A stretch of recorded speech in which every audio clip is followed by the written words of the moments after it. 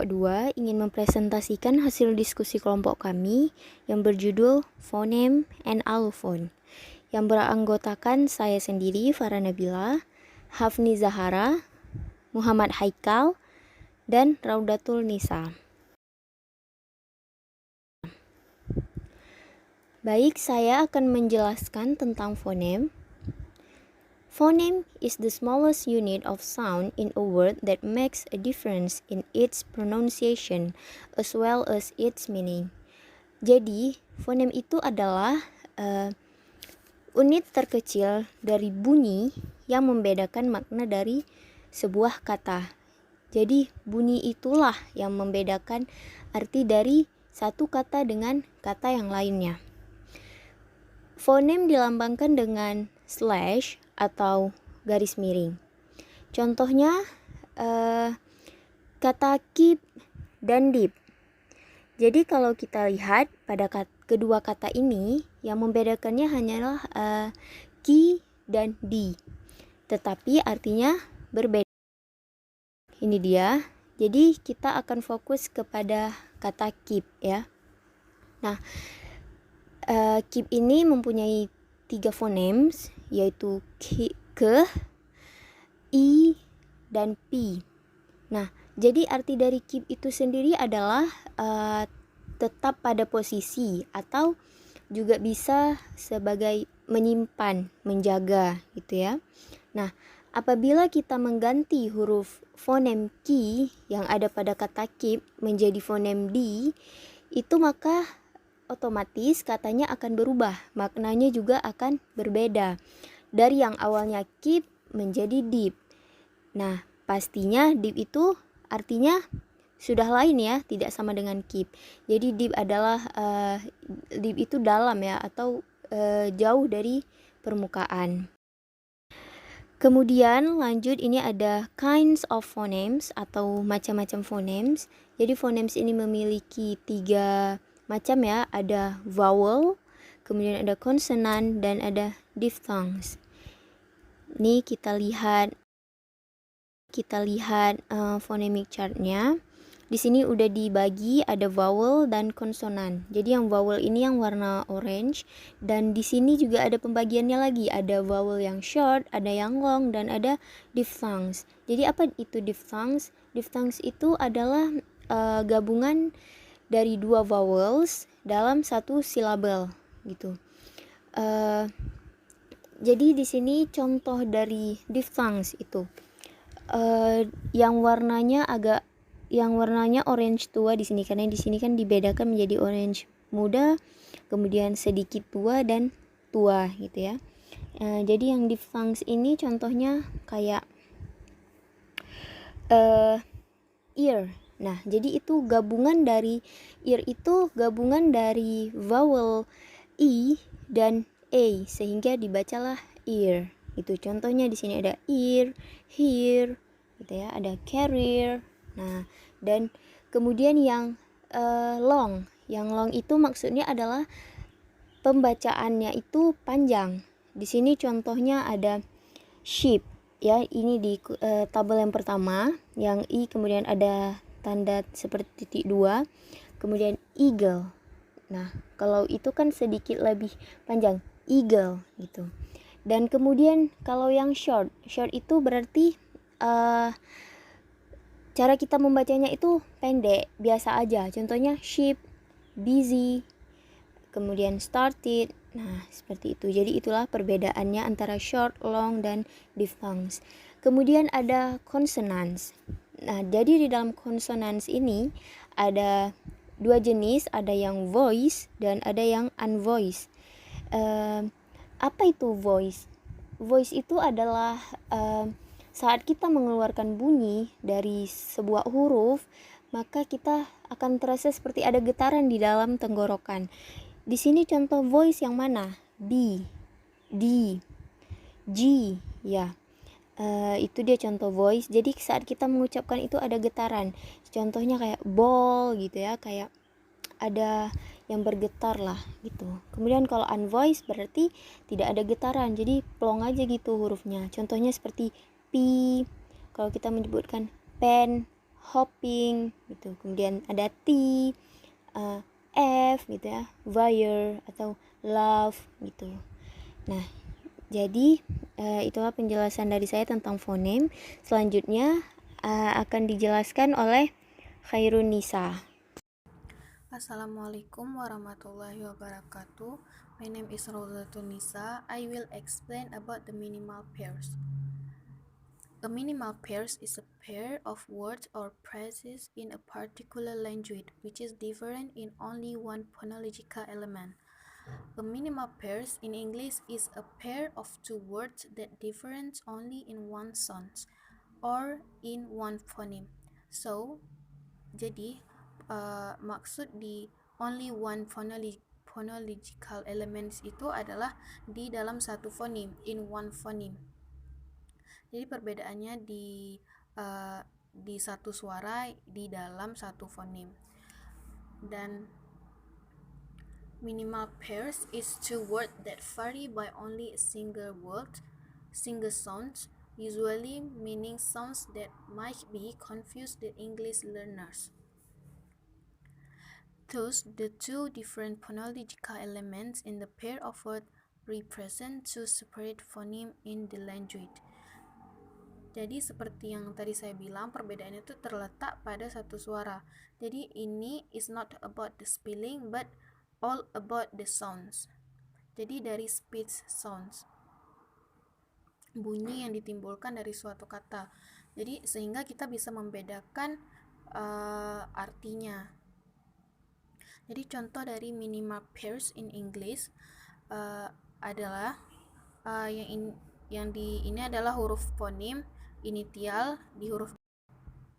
Jadi each of different sounds make a word different from each other in meaning. Jadi perbedaan dari suara yang ditimbulkan dari suatu kata ini bisa menjadi patokan kita untuk membedakan arti dari kata tersebut. Bismillahirrahmanirrahim. Jadi untuk memperjelas pengertian dari fonem, kita akan membuat differences between phonetic dan phoneme. Jadi yang pertama, phonetic, the study of production, transmission, and reception of speech sounds. Phonemic is the study sounds and sound pattern of a specific language. Jadi dikatakan di sini bahwa fonetik ini adalah cabang ilmu yang mengkaji atau mempelajari tentang bagaimana suara itu dihasilkan, bagaimana suara tersebut diproduksikan, dan bagaimana transmisi suara tersebut. Dan kemudian juga bagaimana suara tersebut dapat didengar oleh indera pendengaran manusia. Kemudian fonemik adalah ilmu yang mempelajari atau mengkaji tentang bentuk-bentuk daripada suatu suara dari bahasa tertentu. Kemudian lanjut kepada perbedaan kedua. Phonetic is a study of speech sounds as sounds in any human language. And phonemic is the study of how the sounds are organized and how they function in a language. Jadi dikatakan di sini, fonetik ini adalah cabang ilmu yang mengkaji atau mempelajari suara dari banyak bahasa manusia. Jadi tidak terbatas pada sebuah bahasa tertentu saja. Kemudian, fonemik di sini dikatakan bahwa ilmu yang mempelajari atau mengkaji tentang bagaimana suara tersebut diorganisasikan dan bagaimana fungsi-fungsi dari suara tersebut dalam satu bahasa tertentu. Kemudian lanjut kepada penjelasan tentang phonetic dan phoneme studies. Phonetic and phoneme studies can be subdivided into two levels. Yang pertama segmental, like what you say, and suprasegmental, like how you say. Yaitu yang pertama, segmental terhadap dalam fonetik. Jadi segmental itu terdiri dari vowel, consonant, and diphthong. Jadi fungsi segmental di fonetik itu adalah to define the articulatory properties of all human speech sounds. Example, bunyi s, yaitu the voiceless dental fricative, dan bunyi z, the voiced dental fricative.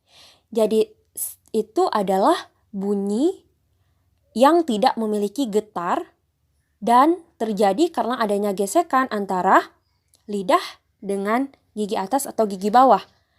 Sedangkan z adalah bunyi yang memiliki getaran yang terjadi karena adanya gesekan antara lidah dengan gigi atas ataupun dengan gigi bawah. Kemudian lanjut kepada penjelasan segmental pada fonem. Segmental pada fonem yaitu seperti what is the function of the sounds. Example, s dan z adalah fonem yang hanya terdapat pada bahasa Inggris. Sedangkan pada bahasa Jerman atau bahasa Indonesia, penggunaan fonem ini tidak memiliki fungsi. Baik, kemudian lanjut kepada penjelasan selanjutnya, yaitu adalah suprasegmental. Jadi suprasegmental itu seperti tekanan, kemudian intonasi, dan kemudian durasi atau panjangnya suara. Jadi yang pertama kita lihat suprasegmental pada fonetik, yaitu untuk investigate aspek such as pitch yang menggunakan satuan hertz, kemudian loudness yang menggunakan satuan desibel, dan length yang menggunakan second. Kemudian lanjut kepada suprasegmental fonem atau inventories. Kenapa dikatakan inventories? Jadi fonem ini adalah suprasegmental inventories ini seperti menemukan fungsi dari bahasa itu, yaitu digunakan untuk menginvestigate juga tentang yang tiga tadi yang terdapat pada fonetik, yaitu pitch, loudness, and length. Jadi kita lihat pada pitch atau frekuensinya suprasegmental ini ditentukan oleh tonal fenomena. Kemudian loudness pada fonem ditentukan oleh stress fenomena. Yang kemudian stress fenomena ini dibagi lagi menjadi 3 bagian, yaitu lexical stress, shift stress, and weakening. Kemudian yang ketiga adalah length atau duration. Baik, kemudian lanjut kepada shift stress. Example-nya ada kata 13. Jadi, shift stress ini adalah tekanan yang digunakan bisa di akhir atau bisa di awal. Namun ketika digunakan di awal dan di akhir, maka frasa yang digunakan juga akan berbeda. Contohnya seperti a 13 years old girl. A 13 years old girl. Ditekan pada awal silabel. Kemudian mari kita lihat pada contoh tekanan di akhir silabel. She is 13. She is 13. Baik, kemudian lanjut kepada penjelasan selanjutnya, yaitu adalah weakening. Example, he asks 4 questions. Jadi penekanan kuat atau lemahnya suatu intonasi pada suatu kata akan mempengaruhi terhadap makna daripada bahasa. Ketika seseorang mengatakan 4, he asks 4 questions. Itu berarti dia meminta 4 pertanyaan. Baiklah, selanjutnya allophone. Allophone adalah salah satu dari serangkaian kemungkinan suara yang diucapkan yang digunakan untuk mengucapkan suatu fonem. Allophone tersendiri, perhatikan bagaimana kita menghasilkan suatu suara. Namun, allophone tidak berarti mengubah secara keseluruhan arti dari sebuah kata. Allophone terjadi karena posisi fonem dan karakteristik fonetik bunyi di sekitarnya. Allophone ditandai dengan tanda kurung seperti yang terlihat pada slide. Dan cara pengucapan allophone ada 2. Yang pertama aspirated dan unaspirated. Aspirated adalah proses pengeluaran energi yang ada dari paru-paru untuk menghembuskan udara. Sedangkan unaspirated adalah volume udara yang rendah yang dihembuskan selama pelepasan udara dari paru-paru kita.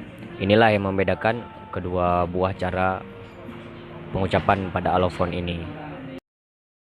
Baiklah, selanjutnya ada contoh pengucapan aspirated dan unaspirated pada P dan T.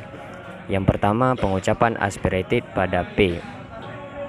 Aspirated pada P ditandai dengan simbol P dan H, yaitu pada kata pin dengan cara pengucapan seperti ini, pen. Sedangkan unaspirated pada P ditandai dengan simbol P yang jelas pada kata spin dengan pengucapan seperti spin. Selanjutnya, aspirated pada T ditandai dengan simbol TH pada kata top dengan cara baca seperti top, dan unaspirated pada T ditandai dengan simbol T jelas pada kata stop dengan baca seperti stop. Baik, sekian presentasi dari kelompok kami. Kami harap kalian bisa memahami materi fonem dan alofon dengan baik. Lebih dan kurang kami mohon maaf. Wabillahi taufiq wal hidayah. Wassalamualaikum warahmatullahi wabarakatuh.